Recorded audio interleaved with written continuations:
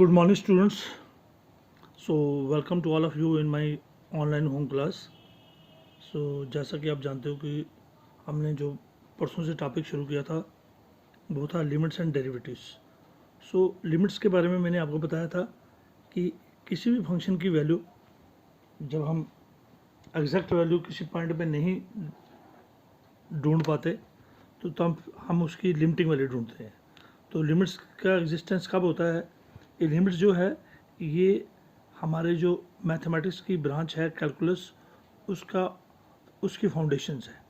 और जो ये कैलकुलस मैथमेटिक्स की ब्रांच है इसमें मैंने आपको बताया था कि इसमें हम डिफरेंशिएशन और इंटीग्रेशन के बारे में पढ़ते हैं.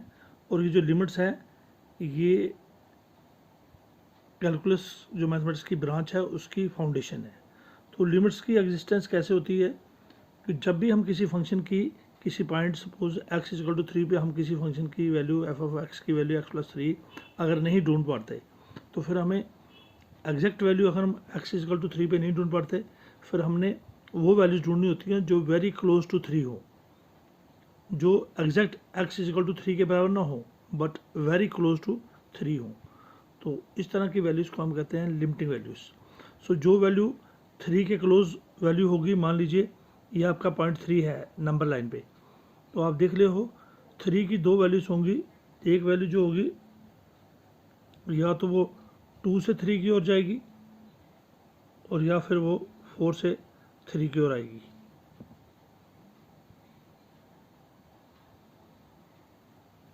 हेलो, अच्छा जी,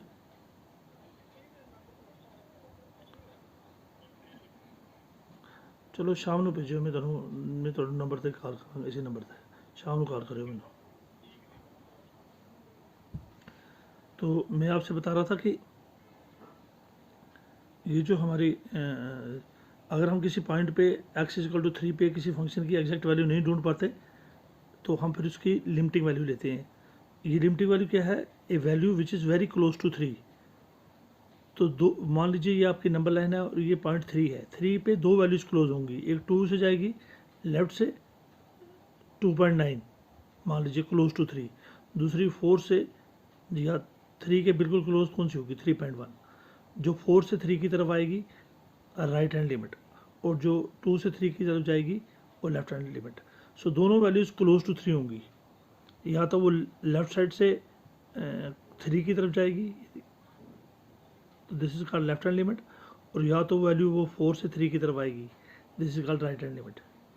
तो वो वैल्यू जो which is very close to 3 उसको हम कहते हैं लिमिटिंग वैल्यू. तो इसी तरह अगर हमने limiting value of function f x goes to 3 negative मतलब होता हम लेफ्ट साइड से. So expected value of the function from left side, expected value of the function from left side इसको हम लिखते हैं 3 negative, which is equal to expected value of the function from right side इसको हम लिखते हैं 3 positive. तो from left side देखिए अगर हम x की वैल्यू पुट करेंगे तो 3 + 3 हो गया 6, और expected value of the function 3 plus right side से पुट करेंगे तो 3 + 3 6. अब ये जो वैल्यूज आप देख रहे हैं x अप्रोचेस टू एरो है, इक्वल टू नो है. Arrow means value which is very close to 3. Close to 3 कौन सी वैल्यू होगी? या तो 2.9 होगी या क्लोज टू 3 होगी राइट साइड से 3.1. सो 2.9 3 के क्लोज है या 3.1 3 के क्लोज है. So these are two values which are very close to. ये जो क्लोज वैल्यूज होती हैं इनको हम कहते हैं लिमिटिंग वैल्यूज. एक लेफ्ट हैंड लिमिट होता है, जो लेफ्ट साइड से क्लोज हो उसको लेफ्ट हैंड लिमिट, और जो राइट साइड से क्लोज हो उसको राइट हैंड लिमिट. तो इस तरह limiting value of function f of x approach to 3 positive यानी कि राइट साइड से value which is very close to 3 इसको हम कहते हैं राइट हैंड लिमिट.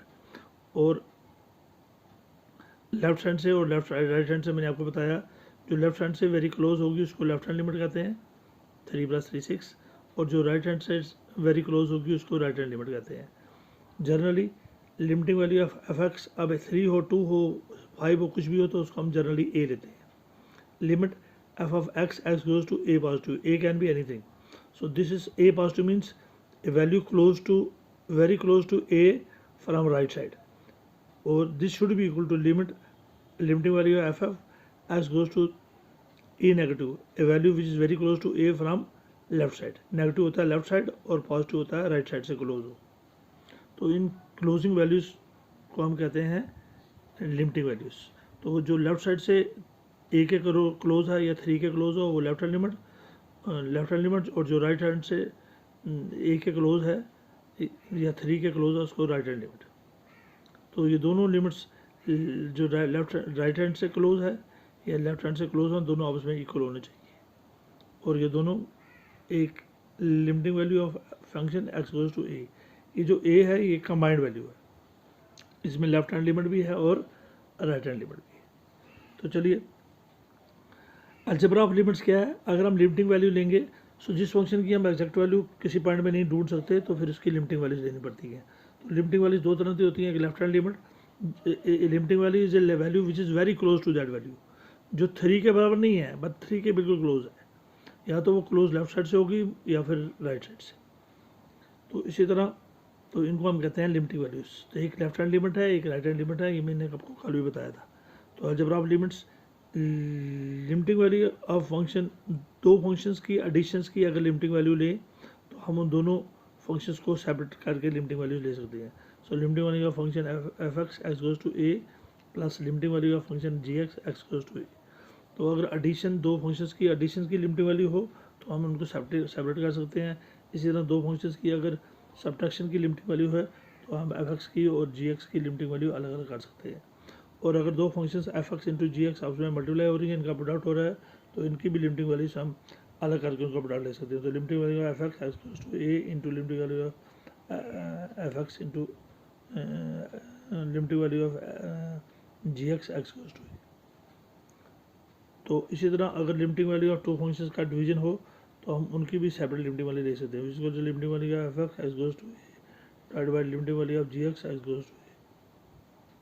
तो अगर फिफ्थ पॉइंट है हमारा limiting value of limiting value as x goes to a k into f of x.